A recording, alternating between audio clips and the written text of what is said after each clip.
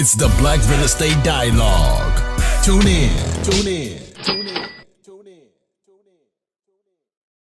So, NACA, the best mortgage in America. Some people would be like, what? Best mortgage in America? That's debatable. But in my opinion, and with my expertise from what I've learned, there is no better mortgage. The only mortgage that comes close to the NACA mortgage is the VA loan. And the reason why it's the best mortgage is not because this mortgage will be like accepted in the seller's market more than like other programs. Like for example, a conventional loan with 20% down, that's more competitive, right? Sellers like that, but it doesn't mean it gives the best terms for the buyer. So that's why I think NACA is the best mortgage in America based on the terms that it actually provides, right? So what does being what does being America's best mortgage really mean? So I just want to tell you guys a little bit about me. My name is Mark. I am a LA native, UCLA student. I'm actually a dietitian by trade, but I'm super into real estate. I'm into helping people, social impact, and business. That's like my everything. You know what I mean? It's my purpose is to empower people using business. And I'm the second oldest of five, like random facts about me, right? But I own a triplex in Los Angeles, and with my brand Living Rent Free, I've been teaching people about how to live rent free. So best mortgage in America. Today's workshop will cover the 7 features of the best mortgage in America. So there's actually more than 7 features that make NACA great, but we'll just be covering those top 7 and then just moving from there. So the first thing, which is like phenomenal, is that it's no down payment. NACA is one of 3 mortgage programs that actually give you no down payment, like $0 out of your pocket for a down payment. The other 2 are USDA loans when you're buying like rural properties in the rural areas and across America. The other one is the VA loan. But NACA is 100% financing. So what that means is that for most people, the largest hurdle to get into real estate is the fat down payment, like the big down payment, right? Most people can't afford 20% down on a $100,000 house. Most people can't afford putting, 20% down on a $500,000 house, right? So to kind of get over that hurdle, this is a great program. And to give you an example of 100% financing, if the purchase price is $500,000, then the loan amount is going to be $500,000, right? So that's how you can understand it. Because people say 100% financing, what does that mean? It means the loan is going to cover the whole purchase price of the property. Oh, sorry, taking a picture. You got it? I'm sorry, man. Oh, no, you good. Keep going. Keep going. Okay. So number 2 is no closing costs. So people are like, all right, cool. Jasmine, Michelle, they're inside of the B.R.E.D group. Sam has been dropping jewels. They're interested in buying real estate. They save up for the down payment. And then I know Sam would teach you guys about closing costs, but you guys just save up for the down payment and you don't save up for the closing costs. Then bam, closing costs hit you. And in some states, closing costs can be just as high as a down payment, right? Out here in California and LA, our closing costs are lower because the purchase prices of the homes are higher. So our closing costs are around like 2%, whereas the down payment can be like 10%, 20%, 5%, etc. So down payment is higher. But you go places like Georgia, Ohio, the down payment is 3 to 5%. The closing cost is 3 to 5%. Whereas with this program, it's no closing costs. So this does not mean that you will not have to bring money to the table. This does not mean with NACA that you will not have to bring money to the table. A lot of people hear about NACA. I teach about it on my page. I teach about it in my courses, and people are like, "Oh man, I don't have no money. I have no savings. I'm deep in debt. You know what I mean? I'm barely making any money at my job, and my budget's all out of whack. So I can't wait to go buy a 4-unit with NACA." No, that's not how it works. You have to have your finances in order, right? And you have to have some money. So what money do you actually need? The traditional closing costs, like lender fees, appraisal, title, and escrow, those are the traditional closing costs with all other loans. That is paid for by the lender. You do not have to pay any of those closing costs. So where it says buyers need funds to close, yes, you do. Which funds we're going to cover right now. The lender pays non-recurring, which I already said was the appraisal, title, escrow, and then lender fees.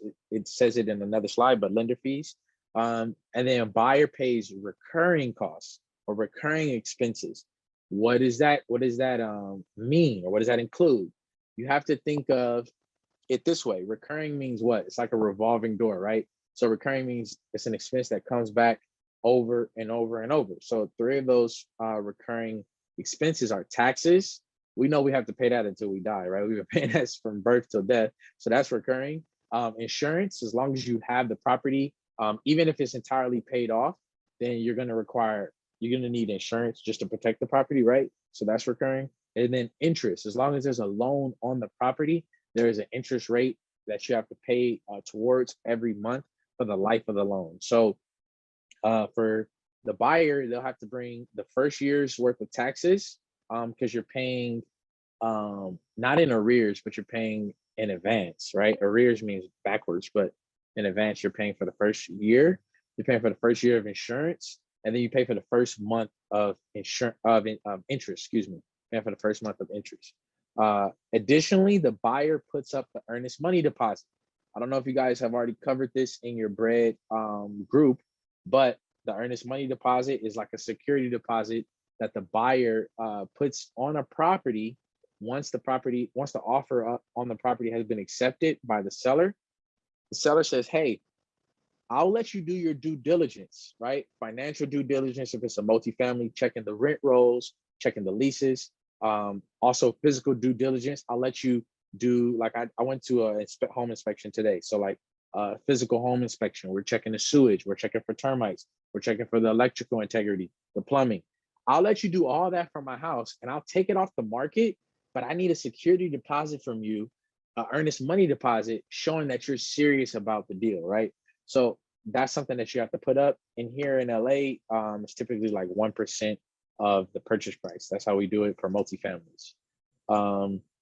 So another thing is no fees. So I kind of already went over this, so we don't have to spend too much time on this slide, but it's no lender fees. And those can add up to be thousands of dollars, especially when you're buying a big home and it's a large loan.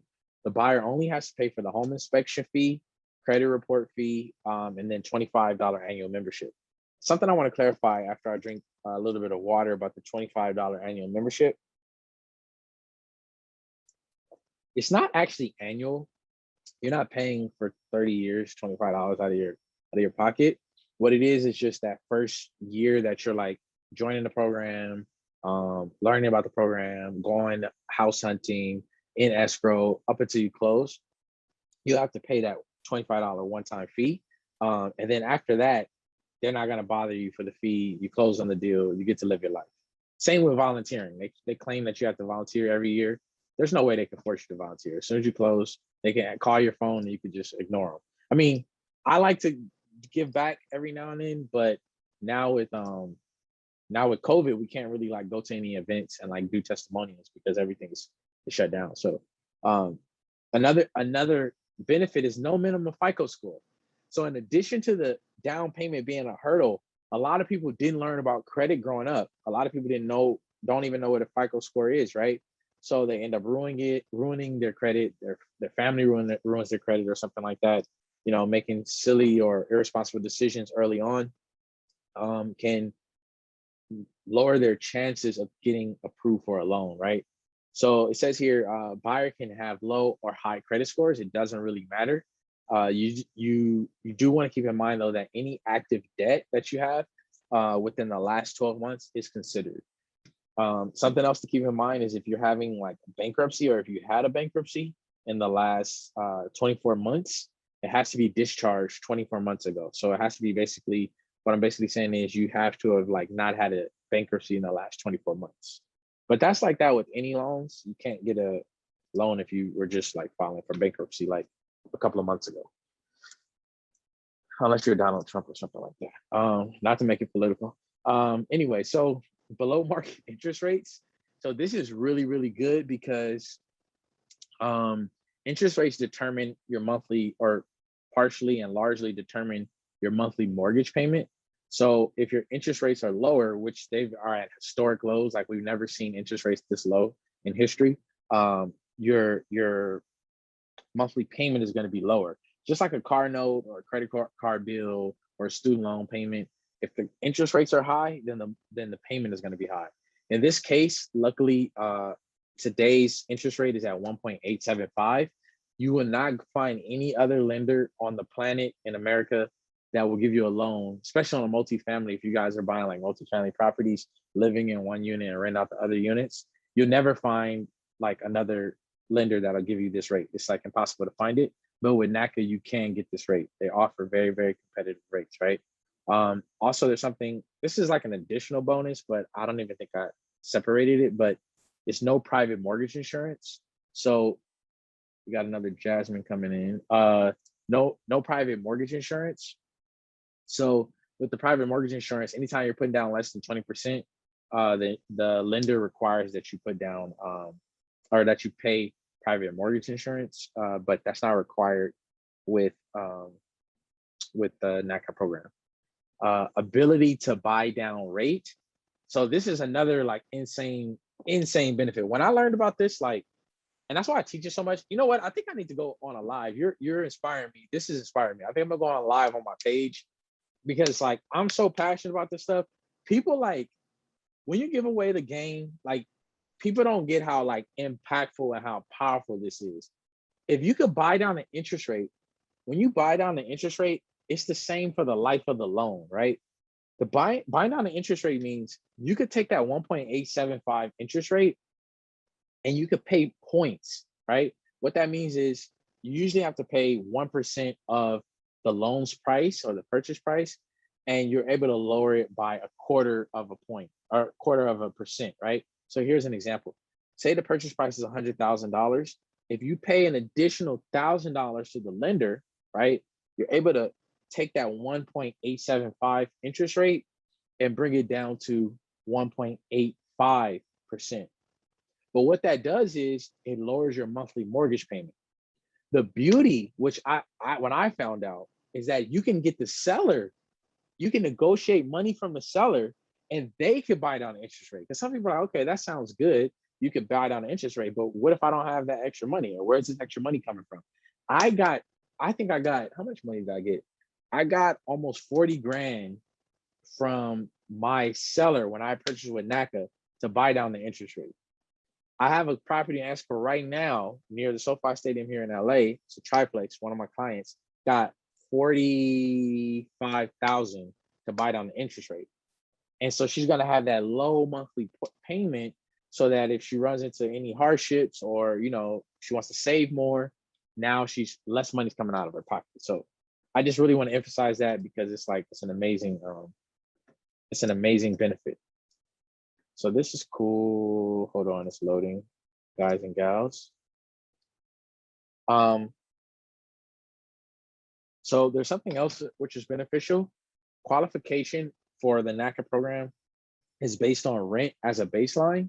So what that means is if your rent is $1,500, this will be your qualification amount. So like, I will say there's a caveat. If you have like a bunch of like debt that you're like neglecting to pay, like student loan debt or credit card debt, and you're paying $1,500, but you have like 500 or 1,000 in student loans and you're not paying them, they'll consider that.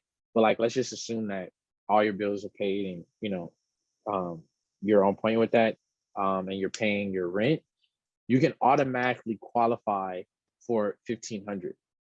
Why that's good is because they're not so much super concerned about like debt to income ratio, which they are, but not super concerned about like credit score, not super concerned about, you know, the income. But as soon as you start, you can at least get in out the gate with how much you pay for rent. Hi everyone, Sam here from the Black Real Estate Dialogue. Make sure to hit that notification bell and that subscribe button and to visit us at blackrealestatedialogue.com.